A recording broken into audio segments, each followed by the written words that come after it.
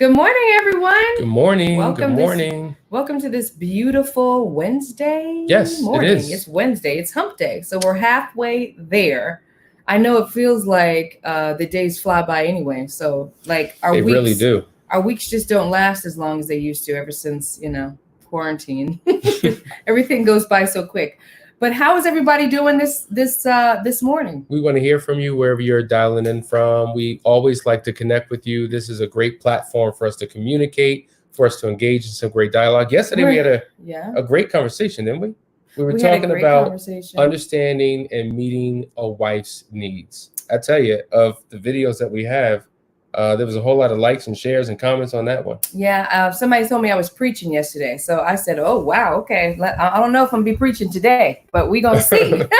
Talking about men's needs today. How can we meet our men's needs? Now, of course, as women, we try to shuffle, we try to juggle a lot of things, but sometimes meeting our men's needs falls in the cracks, falls by the wayside. So we're going to put some pointers out here that maybe can help out. Yeah, and let's talk about that because there's a major difference between needs and wants. You can want something, but it not be a need. And I think financially, right? When it comes to how we spend our money, we may want to do certain things, but it doesn't mean like, oh my God, this is essential for survival. It is a need. And so I think it's important to differentiate the two so that we have proper perspective. Hey, Ann, I am well this evening from Nairobi, Kenya. Good to see you. How's the weather in Nairobi, Kenya right now? Let us know that. And hey, Angela, good morning. Guyana. Watching from Guyana. Love it. Okay, and then we got one more. Ryan, love you both. Love you back.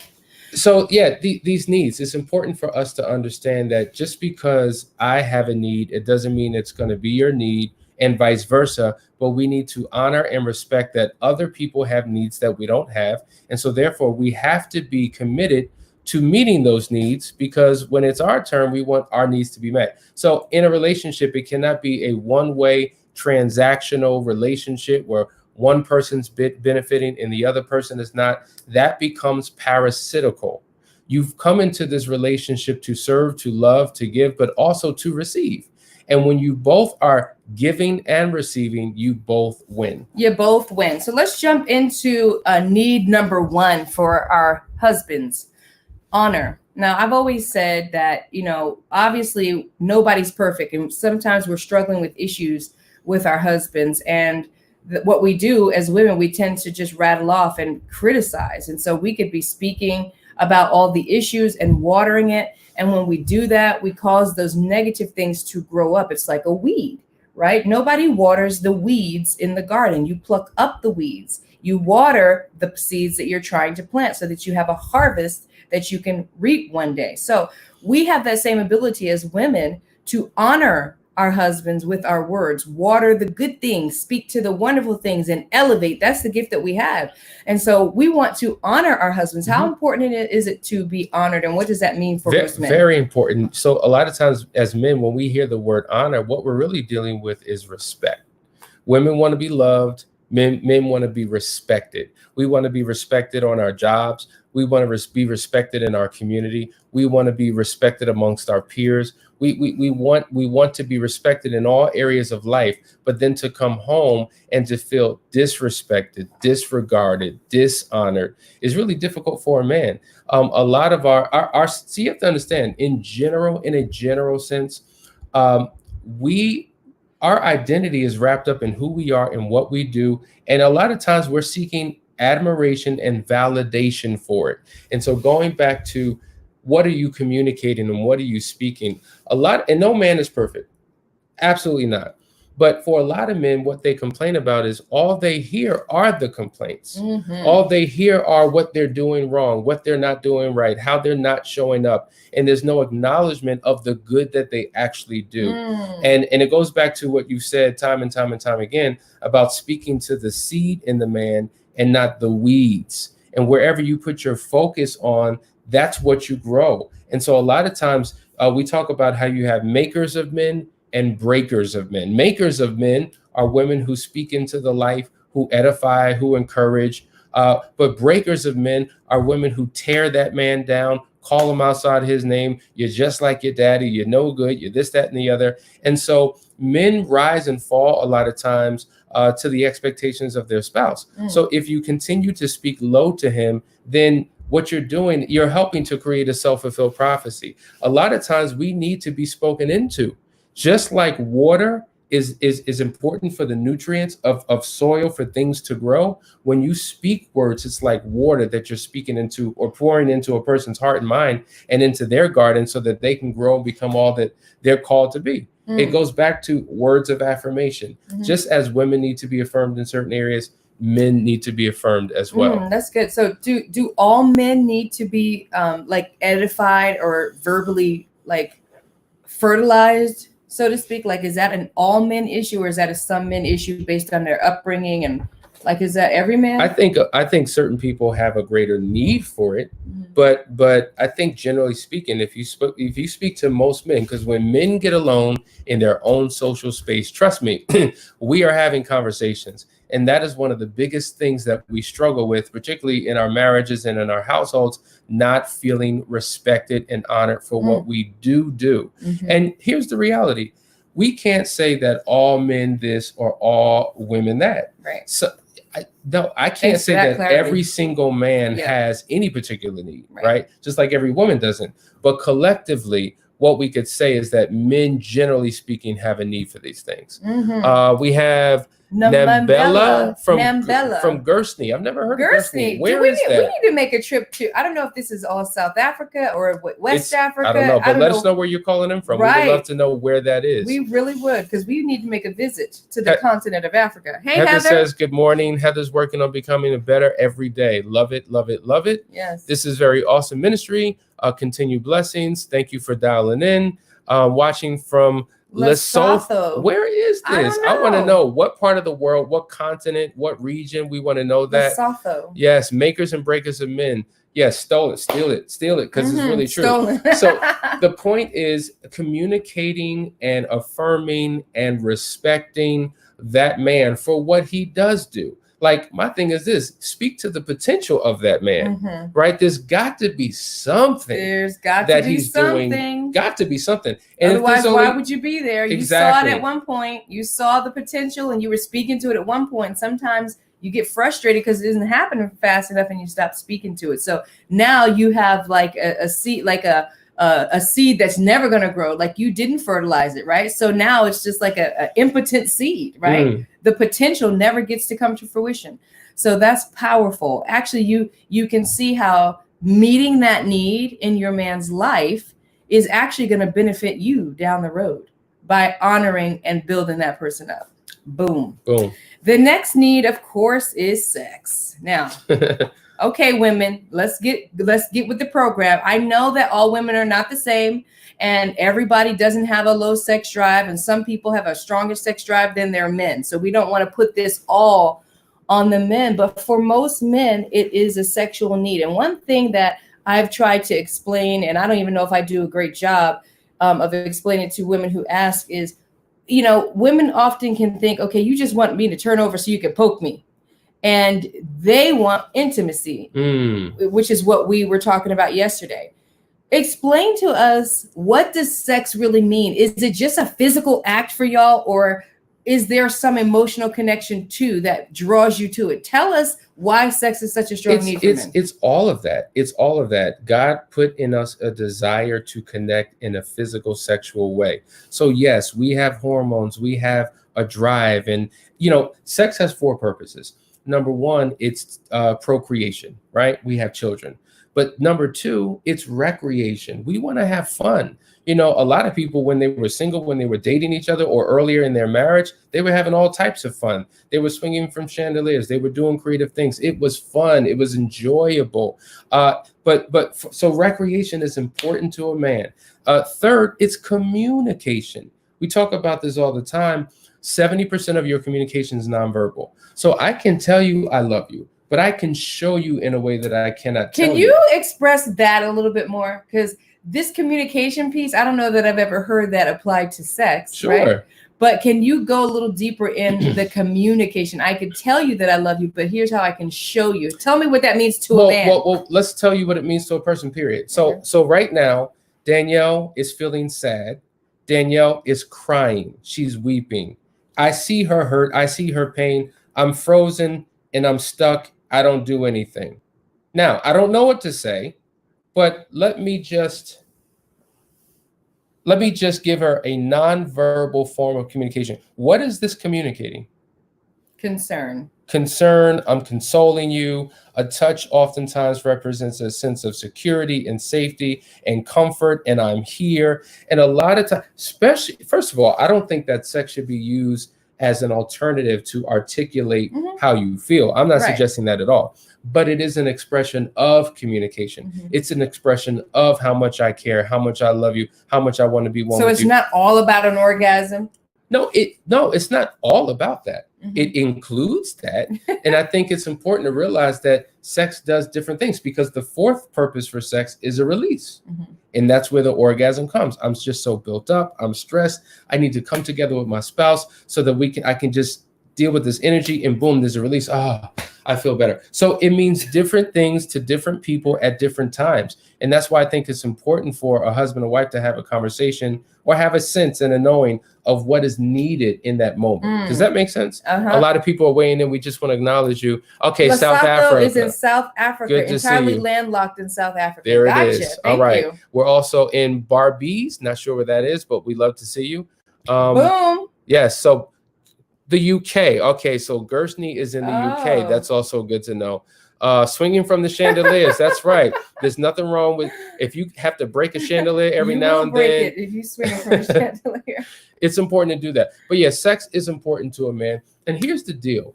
Men need to be needed. Men want to be wanted. Men desire to be desired. And a lot of times in marriage, for a wife, sex has become a duty. It's become a responsibility. We've talked about this before. All the things that a wife has on her plate, and the last thing she's thinking about a lot of times, not all the time, is sex. But we're thinking about it. We want it. We desire it. And so when the answer is no, a lot of times we feel rejection. We feel that not only we feel like you're rejecting us. You may be rejecting the idea or the notion of having sex, but because we're the ones involved in the act, we feel rejected when you say no. You mean because you're the ones making the request? Exactly. Exactly. And so if today my neck hurts, tomorrow my toe hurts, the next day my eye hurts. Can't do it. My eye hurts. I don't need to touch your toe. I don't need to touch your eye. I don't need to touch none of that. My eye is swollen. And so it's always. And so what I'm saying is, it's just critically important for a man. And we talk about the sexual marital patterns that couples get trapped in, but at the end of the day, it is a yearning, it is a craving for a man for different reasons. And see, a lot of times women are looking for affection, right? Men are looking for sex. And so when a man gives or gets sex, he's more affectionate. When a woman gets affection, she's more sexual. We have different needs. And I think it's about honoring what it is. Now, everybody's different, because depending upon your age, depending upon your season in life, well, what you may need sexually is going to be different. Check this out. Sojourn says, it's a need. Give him or her their due. Be creative. Get it in. You'll both feel better. All right, Absolutely. Sojourn. Okay. I was so afraid to give my husband space. And now that I have given him the space, he is more affectionate. He's calling me more and bringing me lunch. And I think more, and I don't do the more he do. Okay. Good. All right. Affection is important. Space is important, because when you give space, it creates desirability within that relationship for more fulfilling sex. Let's talk about recreational companionship. So when I think about that, I think about, our husbands wanting to have us come with them to the gym and work out together, or play sports together, or even watch a game together. And sometimes we just aren't interested. We don't want to do that. So tell us how important it is for us to participate in any kind of recreation with our spouses. I hear men say all the time, yo, you know what? I love football. And guess what? My girl, she loves watching the game with me.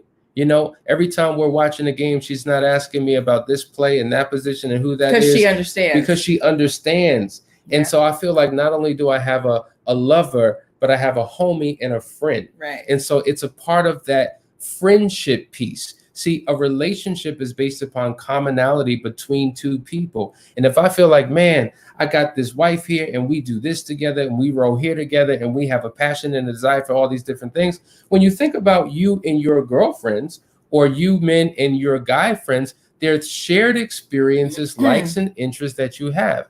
I can't tell you how many couples are out there, there's no social connection. They don't have any shared likes different or interests. Friend groups, different everything. Different interests all together.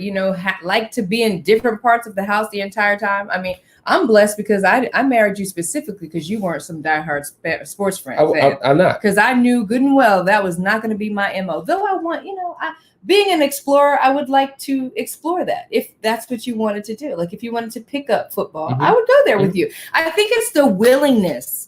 Like whatever it is, the interest that your husband has, the willingness to participate. You may not even like it at the time. You may not, but you actually might grow fond of it just by being willing to see something from his perspective and be willing to participate. This is all facts. My husband and I have had the same conversations. Yes. It's very true. And I think, listen, sports may not be your thing. Right. Maybe you're a collector of things. I was thinking maybe the same you thing. Like to travel. Like I love traveling. You love traveling. Thank God. That's a form but of I'm not a daredevil. You are a daredevil. I'm a daredevil. So balance that a little bit because there's no expectation on me to jump out of airplanes because he likes doing that. We don't have to be exactly alike, and we don't have to like all the same things. There's space and freedom in your relationship to have your own individual expression and self-interest and passion for things. It doesn't mean like, oh, well, she likes it, I gotta like it. But there's got to be something that anchors you two together. The conversations we have are amazing. The places we visit, the fact that we like to explore is incredible. We like trying new things, trying new restaurants. So there's things that we have our own secret sauce. And I think it's important for couples to have a secret sauce, some form of togetherness, some form of recreation that you both enjoy. It's mutually beneficial for both parties involved. If you don't have that, you need to find that because that's the glue that binds you together. People have said this, and you've heard this all your life, couples who pray together stay together. But it is equally true that couples who play together stay together. Because we like each other and we have fun with each other, we want to be with each other. Yes. So listen, we got into this marriage because we love each other, but we stay in this marriage because guess what? We like each other. How many people just don't like their spouse, don't like being around them, don't like talking to them? It's highly stressed, it's tension, it's tumultuous, there's always issues, always something that we're struggling with. Nobody likes that. Right. So you have to increase your likability factor in your relationship. Yes, indeed. So let's go to the last one, which is domestic support. Now, I love me some Luther Vandross, and he has this song, and there's one line in there that says, a room is just a room if there's nobody there. And there's the other term that talks about making a house a home. So typically, not always, but typically, it is the woman that makes a house a home, puts the decor in place and all that. So talk to me about the importance of that, because when I hear domestic support, obviously women are always doing the domestic support for most part. So it can't be about cleaning and washing dishes. It's got to be a bit more than that. Well, it's that, and it's a whole bunch more. I guess it depends on the couple. I've always said that domestic support for a woman is helping out because a lot of the responsibilities, the duties, the obligations are on her in terms of the cleanliness, dealing with the kids, all of that. So a man weighing in and providing a level of support for her is good. But a lot of times men, we want a place of comfort and peace, somewhere we could kick our feet up and relax ourselves and not be stressed. So it's providing an environment that is conducive for a stress-free life.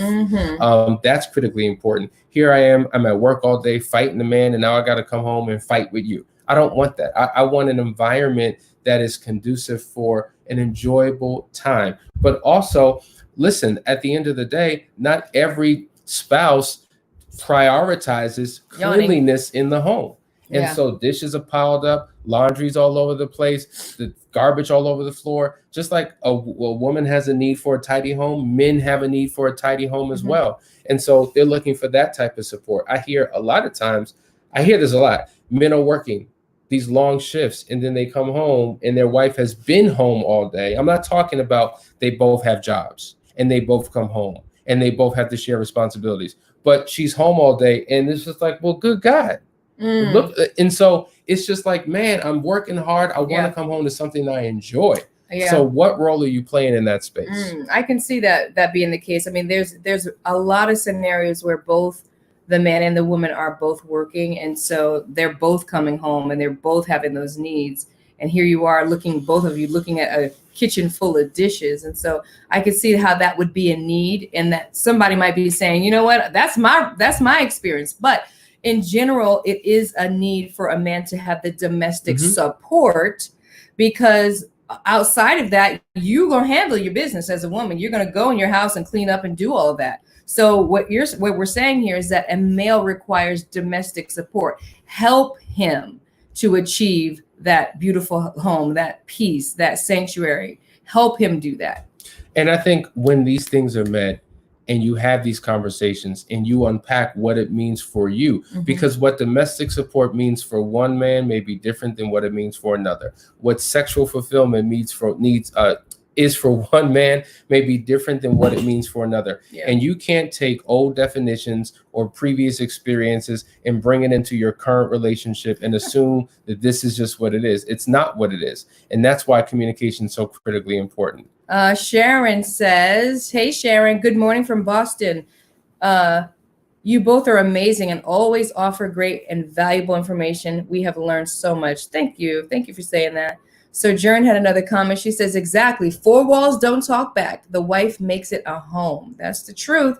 And then Gabrielle says, my fiance is saying hello. Well, hello. Hola. Hola. And so listen, we appreciate you guys, sticking with us. And listen, continue to come in on these days in the mornings, because we're going to give you some sound advice, some tips, some techniques, something that will take your relationship to the next level. Just a nugget or two. To get you through the day, the week. You need to go on our YouTube page, Couples Academy page, subscribe, right? Click on the notifications so that when the videos come in, you could be a part of the experience. If you're on Facebook, go to the Audacity of Marriage group. That is where we have a community where we engage them and we're talking and we're posting and we're just coming together because it's a shared group of people who all want the same thing, a better relationship within the household. And listen, if you have any challenges or struggles, you need help. You've done the least. You'll watch a video, you'll occasionally read a book, but you haven't made the decision to get the help that you need. Well, we are Couples Academy. Go to our website, couplesacademy.org. Take a look at our services. Set up a free 15-minute discovery call. Let's unpack your situation to see how we could take you on a path of restoration. Good morning, Tanya. I see you. Good morning, Tanya. We love you all. And we will see you in the AM with another great tip for your relationship. Tomorrow. Take care. Bye-bye.